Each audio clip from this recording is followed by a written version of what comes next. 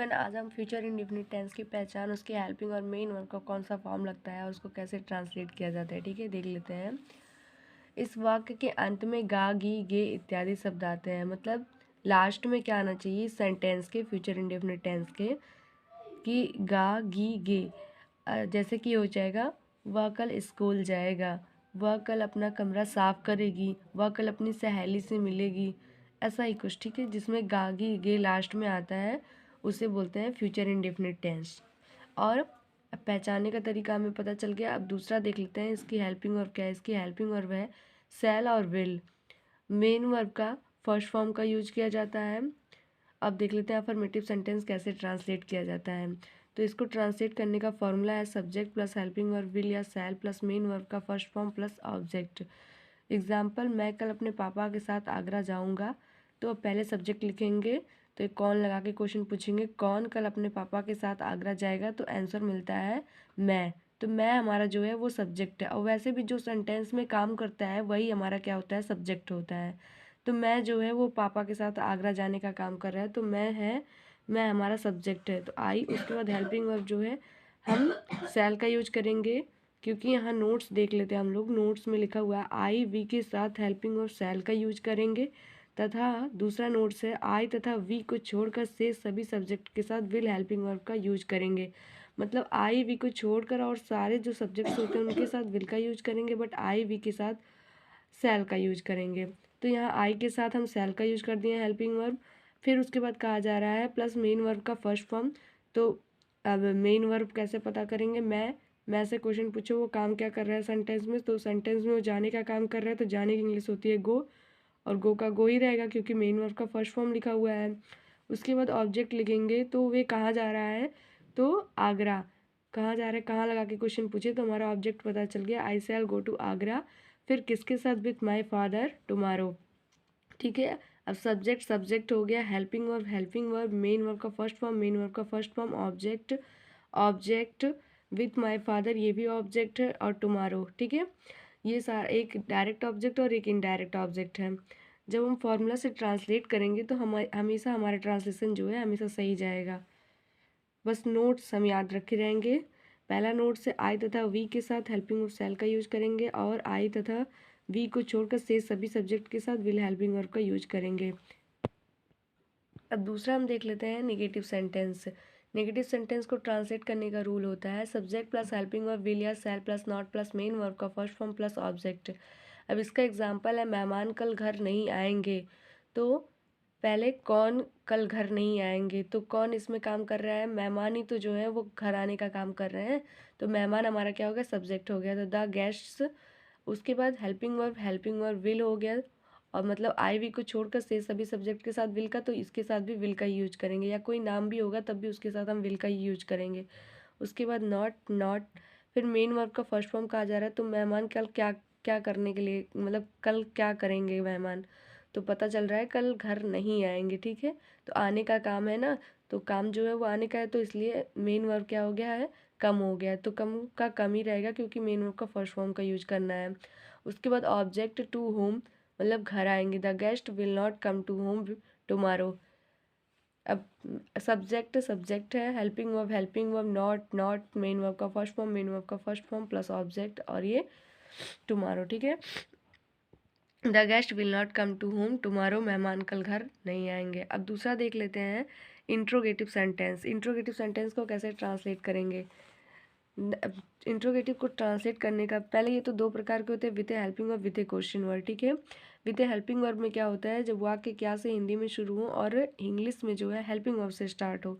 अब with A question word में क्या होता है, जब वाक्य क्वेश्चन वर्ड से स्टार्ट हो इंग्लिश में, और हिंदी में कब क्यों कहाँ कैसे बीच में आए तब, ठीक है। अब इसको ट्रांसलेट करने का रूल होता है हेल्पिंग वर्ब विल या shall plus subject plus main verb का फर्स्ट फॉर्म प्लस ऑब्जेक्ट। तो पहले हमें इसमें हेल्पिंग वर्ब लिखना है, क्या सुनीता कल अपने सहेली से मिलेगी। तो इसमें क्या है, क्या सुनीता, हम बोले थे ना कि विद हेल्पिंग वर्ब में वाक्य क्या से शुरू होता है, तो देखिए यहाँ पे वाक्य क्या से शुरू हुआ है। अब इसको जब ट्रांसलेट करेंगे तो हेल्पिंग वर्ब से स्टार्ट होगा।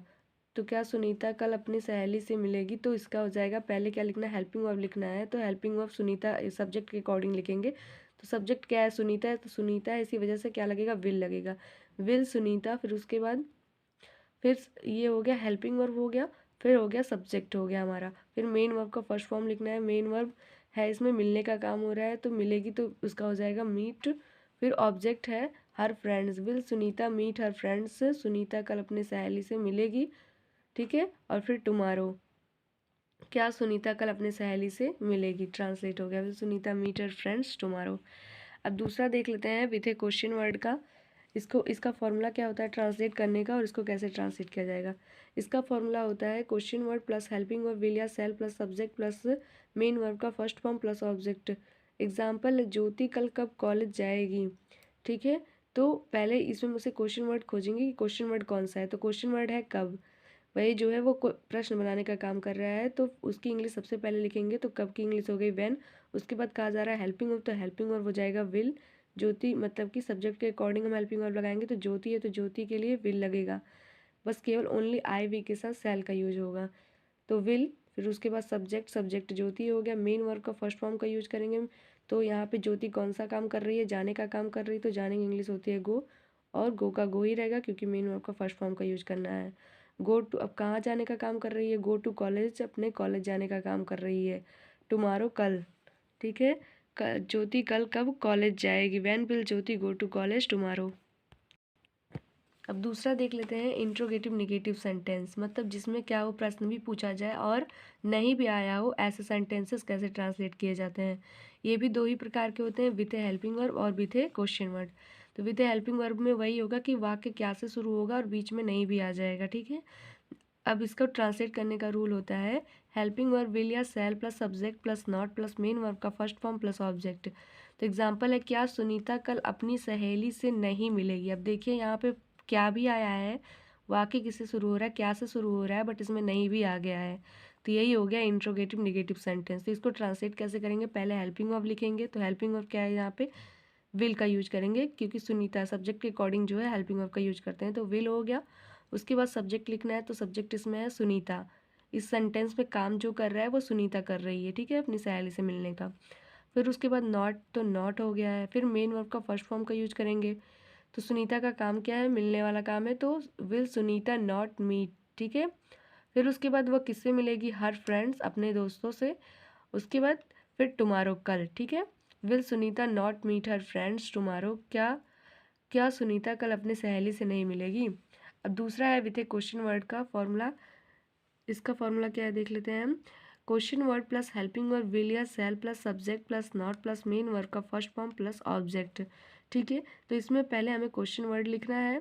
क्वेश्चन वर्ड अब इसमें मुझसे खोजेंगे, वह आपके घर क्यों नहीं आएगी, तो क्यों, क्यों जो है वही प्रश्न पूछने का काम कर रहा है, तो इसकी इंग्लिश सबसे पहले लिखेंगे वाई। फिर उसके बाद हेल्पिंग वर्ब लगाना है, तो सब्जेक्ट के अकॉर्डिंग सी है तो सी, सी और सभी सब्जेक्ट के साथ विल, तो विल मतलब सी के साथ तो विल ही का यूज होगा क्योंकि आई वी को बस छोड़ के, तो यहाँ पे विल हो गया वाई विल। उसके बाद सब्जेक्ट, सब्जेक्ट हो गया वाह, क्योंकि जो सेंटेंस में काम करने का काम मतलब सेंटेंस में जो काम कर रहा है वो वह है, काम कर रहा है, तो वह जो है वो सी लड़की है, ठीक है, वाई विल सी।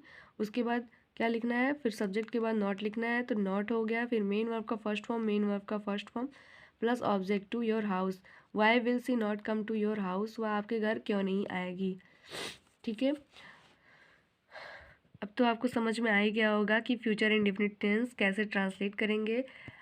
अगर आपको समझ में आ गया तो हमारी वीडियोस को लाइक एंड शेयर एंड हमारे चैनल को सब्सक्राइब कर दीजिएगा हमारी वीडियोस देखने के लिए। Thank you so much.